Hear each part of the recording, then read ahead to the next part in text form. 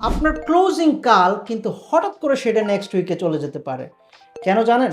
নমস্কার, আমার নাম চিরঞ্জিত ঘোষ। আমি একজন লোন অফিসার এবং আজকে যে বিষয় নিয়ে কথা বলবো সেটা হচ্ছে কিছু ক্ষেত্রে ক্লোজিং ডিসক্লোজার পাওয়ার পরেও আপনার ক্লোজিং সময় মতো করা সম্ভব হয় না। এটার কারণ কি? এটার কারণ হচ্ছে according to truth in lending act, every loan officer must provide a document which has each and every explain of your expenditure. যেই ডকুমেন্টারে ক্লোজিং ডিসক্লোজার হিসেবে বলা হয়।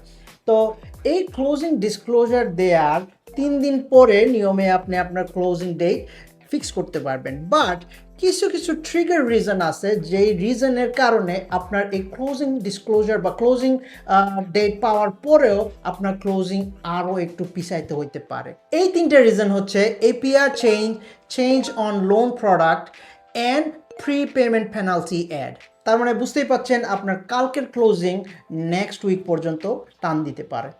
মানে